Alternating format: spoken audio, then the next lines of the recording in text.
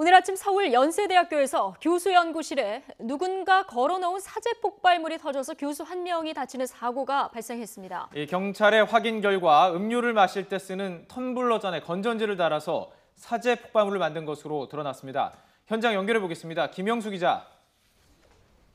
네, 서울 연세대학교에 나와 있습니다. 예, 일단 폭발물이 누군가 만든 이 사제 폭발물인 건 확인이 된 거죠?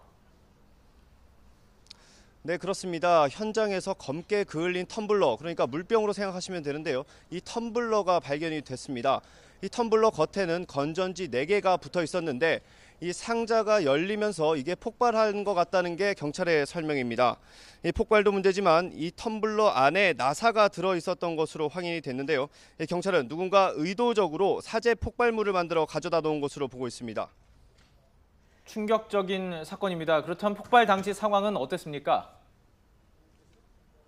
네, 기계공학과 김모 교수가 이 자신 연구실 문고리에 걸려 있는 종이 가방을 가지고 들어갔습니다. 이 종이 가방에는 종이 상자가 들어 있었는데 이걸 여는 순간 폭발이 일어난 것으로 보입니다. 이 주변에 있던 학생이 바로 신고를 해서 이 김 교수가 바로 옮겨졌는데요. 다행히 생명에는 지장이 없는 것으로 확인됐습니다. 이 학과 학생들은 학과의 공지 문자를 받고 바로 건물 밖으로 빠져나왔습니다.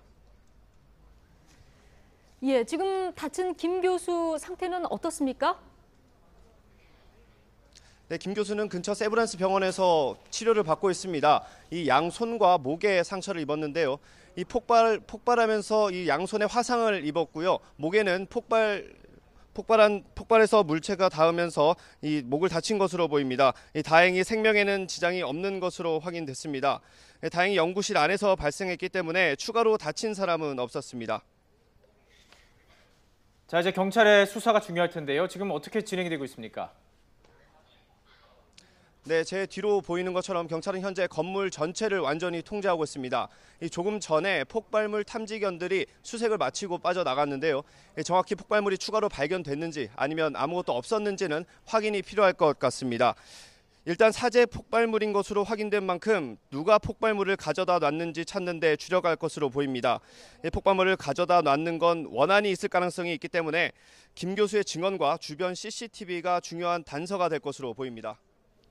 예, 자, 김영수 기자, 지금 이게 오늘 아침에 있었던 일인 거죠?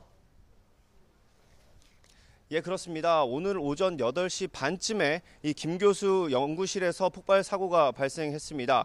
앞서 말씀드린 것처럼 김 교수가 문고리에 걸려 있는 종이 가방을 들고 갔다가 이 상자를 열었는데 거기서 바로 폭발이 발생한 것으로 보입니다. 폭발이 발생한 상자에는 작은 나사도 포함되어 있었던 것으로 확인되면서 테러 가능성도 제기되는 상황입니다. 하지만 아직 누가 왜 폭발물을 가져다 놓은 것인지는 정확히 확인되지 않고 있습니다. 지금까지 서울 연세대학교에서 YTN 김영수입니다.